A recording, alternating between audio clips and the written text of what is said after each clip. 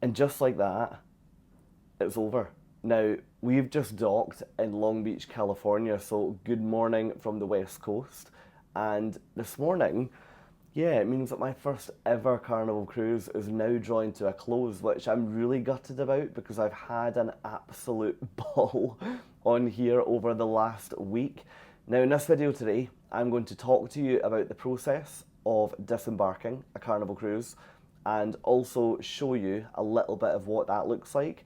Now, we're going to cover some of the top tips from Carnival, and then when we get off the ship and we get to my hotel for the next part of my trip, I'm going to cover some of my top tips that I've found just the more cruises that I've done. So hopefully you'll find this video, you'll find it useful, hopefully. Now, if you've never found my channel before, then for the rest of the year, so for the next 5 months, I am back-to-back ship hopping as a passenger. It'd be amazing if you'd consider joining me on that adventure, and you can do that by jumping down and clicking subscribe directly beneath the video. And while you're there, if you could give it a thumbs up, that would also be absolutely amazing for me. So thank you in advance to anyone that takes a minute to do that. But look, before I begin, let me just pause and take you all the way back to day one and just reflect on what an amazing week I've had on here.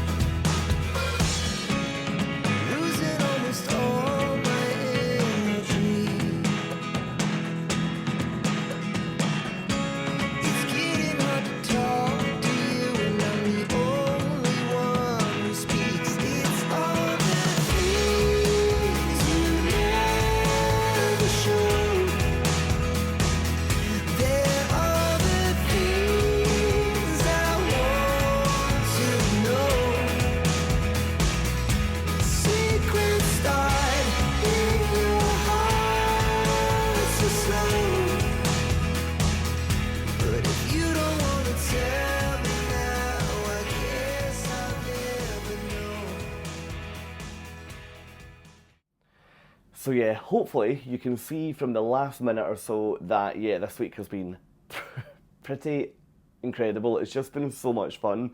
I was told before getting on this cruise that Carnival probably wouldn't be right for me, but do you know what? I don't agree. I think that this cruise product has been excellent, and I can definitely see where this fits in the market. I've really enjoyed it. Now, anyway, getting off the ship today, let's talk about that for a few minutes because I am about to be kicked out of my cabin because it's now 20 past 8 and I need to be out of here by 8:30. Now, over the last couple of days, we've received some documents that I'll just talk to you about very briefly. Now, first up, we've received a letter about disembarkation information and then some more information on what's happening this morning that I'll run through in a second. And I also received an additional, I don't think this has got any personal information on it. No, I received a personal letter as part of the Faster to the Fun programme. Now, this is a programme that I believe you pay a little bit extra for in Carnival, but somehow my cabin over the last few days has been assigned to that, which is lovely. So I actually got my luggage tags delivered to the room last night, but if you didn't get them delivered and you were a regular passenger, you would just pick them up by the pool deck. Now, this is the first cruise line that I've been on where you don't get the tags delivered in every instance. I've never seen a passenger have to go up to a deck to collect the tags, but I did like how they did it. Now, on my previous cruises, it's really annoyed me when I get a really early group and they want me off at 8 a.m. But on here, you could basically just pick from group number, I don't know, 10 to 25, and you just picked it depending on when your flight was or when you needed to get off the ship. So really, really impressed about that. So I'm group 5, but we'll talk about why that's not really relevant to me in a little second. Now, disembarkation information. Now, only a few things to mention on here because I'll cover the rest of it when I get to my hotel tonight, is just what's happening this morning. So, key information is that we've just docked in Long Beach at 8 a.m. They're expecting to begin disembarkation at 8:45. Now, we are bang on time because from my cabin I actually saw them attaching the ship to the pier at about 8 a.m, so spot on at the moment. We need to be out of cabins by 8:30, and then all guests must be off Carnival Panorama by 11 a.m. Now, I love that because, as you know, I hate the mornings, so if I can kill a few hours on the deck with a coffee, I'll absolutely do that. Now, a few bits for this morning. Let's just look at breakfast, let's look at disabilities, and then let's look at your account. Now, first up, breakfast. There's quite a few options for breakfast on disembarkation morning. You can either do a continental breakfast at the buffet, you can do a breakfast in the restaurant, so the Vista restaurant at the back of Deck 3 that I'll have shown you guys in my full ship tour, or you can also have Mexican tacos for breakfast, which are up on Deck 10 by the pool. So it's one of those grab and go type formats. Now, the fact you've got 3 different options I think is really, really good for disembarkation morning. You've then got 3 different options to go for morning coffee, and yeah, the only thing that they ask is that you finish breakfast by 9:30, which, to be honest, 9:30 is perfect if you're looking to get off the ship by 11 anyway. Now, on the note of disabilities, now I've been really, really impressed this week at what Carnival are doing from an inclusivity point of view.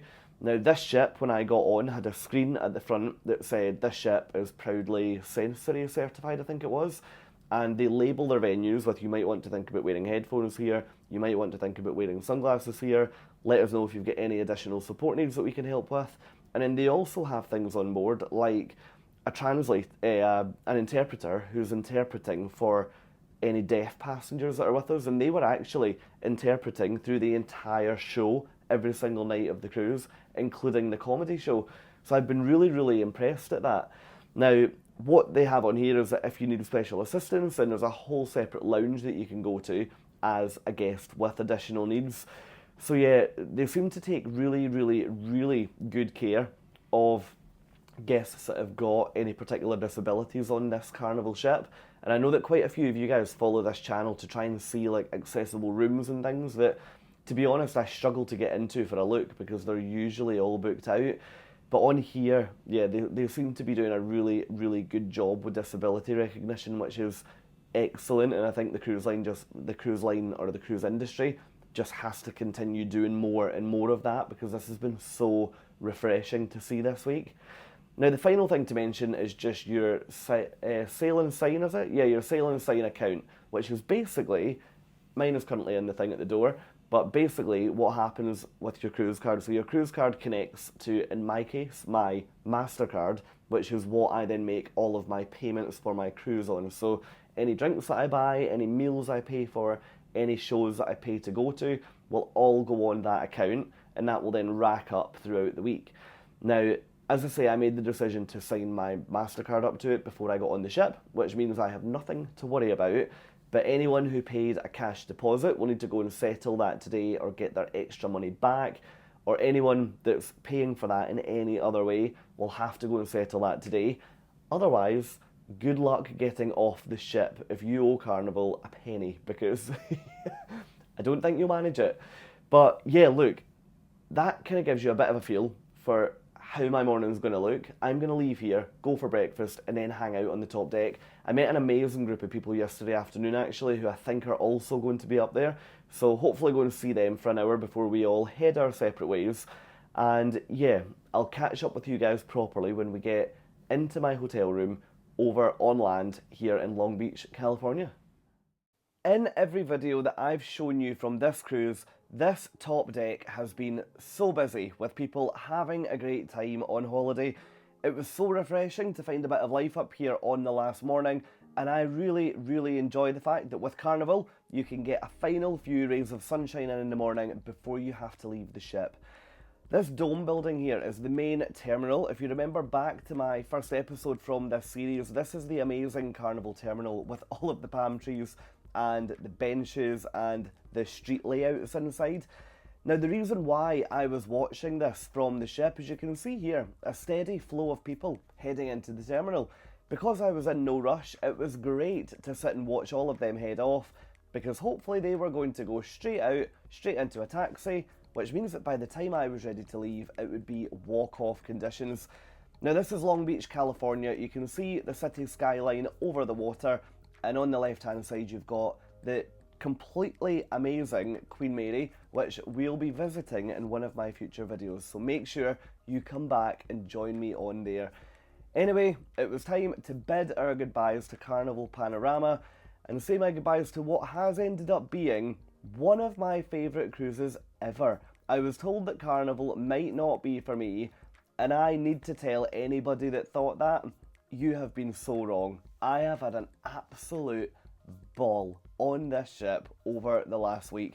You can see here outside Long Beach Terminal is pretty busy, so I opted to call an Uber to next door, which came very quickly, and that whisked me back over the bridge, across the water, into the main city, where I will speak to you next in my hotel.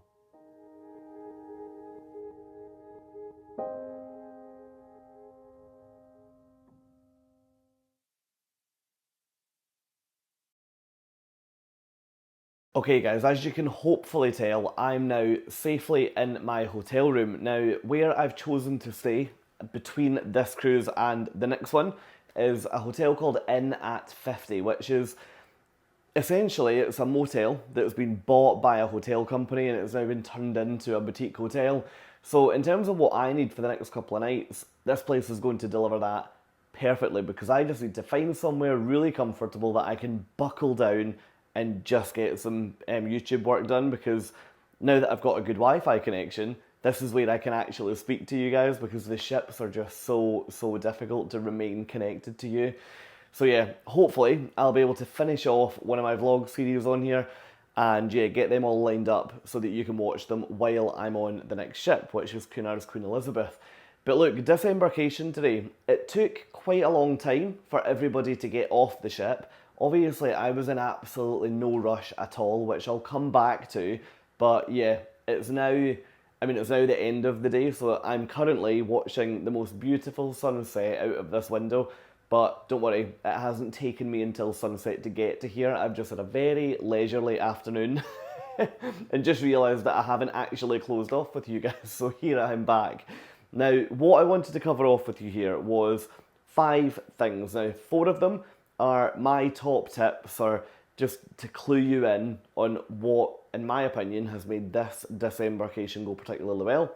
And the 5th thing that I wanted to speak to you about is just a little bit of an update on what's going on in this part of the world right now, because we've got, yeah, a bit of a weather phenomenon following us up. So let's start with that. Now, when we left Mexico 2 days ago, we were told that Hurricane Hilary was essentially heading towards Cabo, so we needed to get out of there ASAP, and unfortunately over the last day or so, the path of that hurricane has kind of curved slightly to head up towards Baja and to head up towards what will become Long Beach and this surrounding area.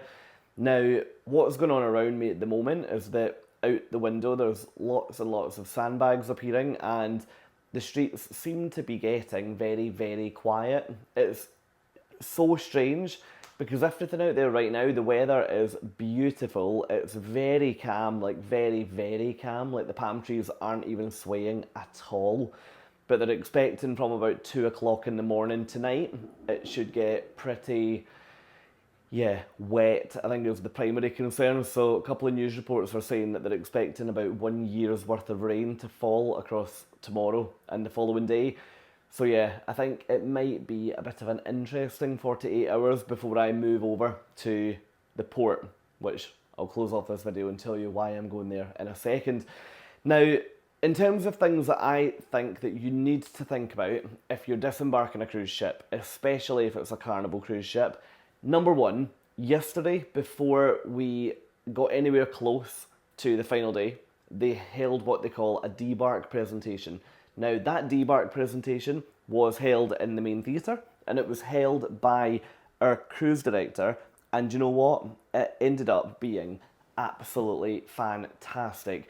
I, as someone who has cruised quite a few times, and I'd probably say more than the average, I took away actually quite a lot from that presentation, because personally I'm not too big on cruising in the US, so I didn't really know what to expect from a customs point of view, from an allowances point of view. So really, really useful. The other thing that helped with was understanding where to get luggage tags. Do they get delivered? Do you pick them up? Who gives you them? Who helps you if you don't get them? So on and so forth. So definitely have a look in your daily schedule on your final day at sea, or just your final day of the cruise, and just see if you can get to a disembarkation presentation. That is not exclusive to Costa, so not exclusive to Carnival, because companies like Costa do exactly the same thing. So yeah, keep an eye on that. Now, number two, my other tip that I wanted to give you in this video was just think about planning and think about what's coming up next in your day versus what time you actually need to get off that ship. Now, I've previously offered you this advice in terms of don't book an early flight because you might get off the ship late and it's all just a bit difficult. But the situation I'm in now, this is probably the first time this has kind of happened, in the US anyway, where I've been on a cruise ship thinking I have absolutely no desire to get off to get off in any great rush, because the faster I get off, the more of an issue it'll generate at the hotel, because the room here was available at 2 p.m. I had to leave Carnival Panorama by 11. So actually, by the time I got here, it was just enough time to nip to a coffee shop, grab a coffee, and then come back and get settled into the room. The flip of that is that if I was on a cruise that I knew was going to kick me off at 8 o'clock in the morning, I would really need to plan to see, well, okay, fine, I don't really want to arrive at a hotel at 8:30 in the morning if the room isn't going to be ready until 2.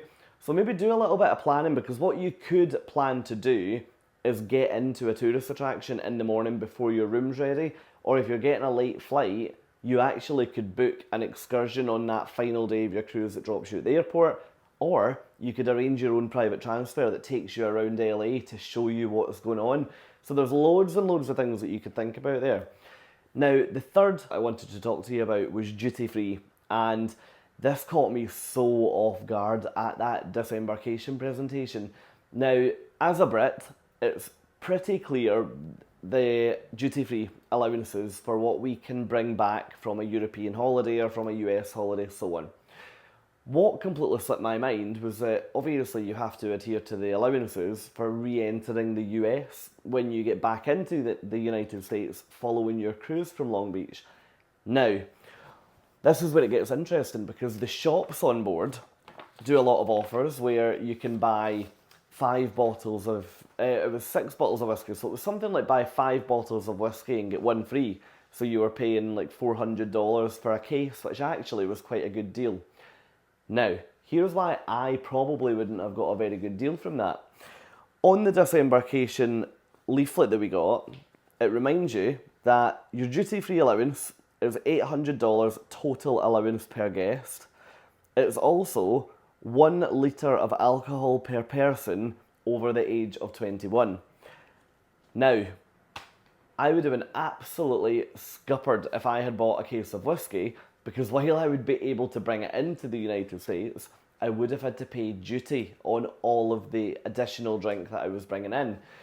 So please make sure, don't get yourself caught out. There was people at the port who were kind of splitting it between family members, which I don't know the legalities of that, to be honest, but just keep yourself right, especially if you follow my channel and you cruise solo. Be really, really, really careful and be so clear, just so that you don't get caught with a bumper fine as you're coming through customs if you do get your bag checked. Now, the final thing that I was going to mention to you guys this morning was just what happened with my transport getting from the ship over to here. Now, I have fallen in love with using Uber when I've been travelling, primarily due to the fact that the fares are really transparent, would that be the right word? Where I know before I get in the car exactly how much I'm going to pay for that journey. Now today when I logged onto the Uber app from the cruise port, it was $29 US to go from the port over to my hotel, which is just on the other side of the water, which I knew seemed really, really high. Now I walked over to the Queen Mary, which is just docked directly beside the cruise terminal, and got my Uber from there at 10-15 minutes later for $13. So it definitely pays to be a little bit smarter with your time and subsequently your money, because I've just saved half the fare anyway by just going next door and getting my Uber from there, just because it's somewhere that's just not as congested and not as stressed out as that cruise terminal. In addition, remember that apps like Uber will fluctuate based on demand. So what it might be better doing is actually, especially if you're cruising solo, get off the ship, go to the hotel next door at the port, have a nice coffee, chill out while the crowds leave, and then get your Uber when there's no queues anymore a few hours later. There's no rush for you to get out of that port area or for you to leave the immediacy of the ship if there's facilities there that you could enjoy while you're there. But hey, look, anyway, game over for today. I am, believe it or not, I'm actually really tired. I'm looking at this sunset. Oh my goodness, I wish I could show you this. Maybe I'll turn the lights off and I'll pan the camera around quickly when I finish here, because the sky has gone bright red, which is absolutely beautiful. But yeah, what's happening for me next? Now, I'm at this hotel, the Inn at 50 Long Beach, for 2 nights, and then I am moving back to the port. So I'm going to be staying on the Queen Mary, which I can't wait. I feel like I'm giggling every time I tell someone that. But I'm going to be staying on the Queen Mary, which is a permanently docked floating hotel down directly beside where the cruise ships come in. So you'll have seen that earlier in my video when I took you up to the top deck.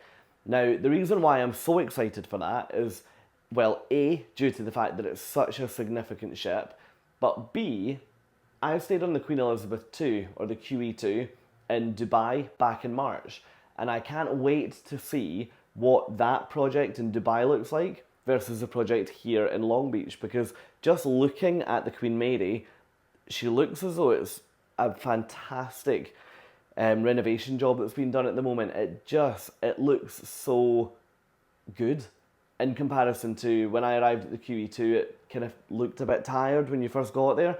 So I'm really hoping that it turns out to be as good on board and the room ends up as good as what I think it might be. But hey, you're going to have to follow along and you're going to have to watch this space and find out soon how I find the Queen Mary.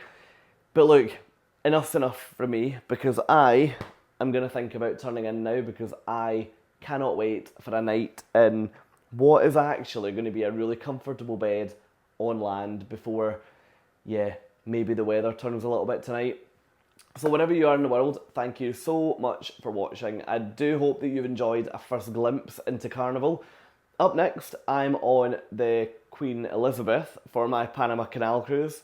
Then I've got a couple more ships out of Miami, one of them being Carnival Horizon. So stay tuned, and if you have enjoyed Carnival, then I'll show you the difference between cruising Carnival over here versus cruising Carnival over there out of Miami. So look, as I say, wherever you are, thank you for watching. Have a wonderful morning, afternoon, evening, whatever time of day it is, and I'll catch up with all of you in my next video, which will be out in a few days' time. Brilliant. Cheers, guys. Bye. Since turning off the camera in the room, my stay here in Long Beach got pretty interesting with the arrival of Tropical Storm Hilary. Now, this storm was initially warned to be hurricane level, but was thankfully downgraded prior to it hitting land up in California. It appears as though some of the ports that we visited last week came off much worse from this storm, and we'll be visiting them in my next vlog series, so stay tuned and we'll check that out. All it meant for people here in Long Beach in California was lots of rain, lots of disruption, lots of sirens, palm tree branches all over the ground, and generally speaking, just pretty miserable conditions. There was probably quite a bit of property damage as well. I, however, was absolutely fine. My hotel was a little safe haven away from it, and I managed to nip out to just get food and some snacks to keep me going until the next day. Anyway, in my next video, join me on board the world famous Queen Mary and let me show you around. Thank you so much for watching, everyone. Bye.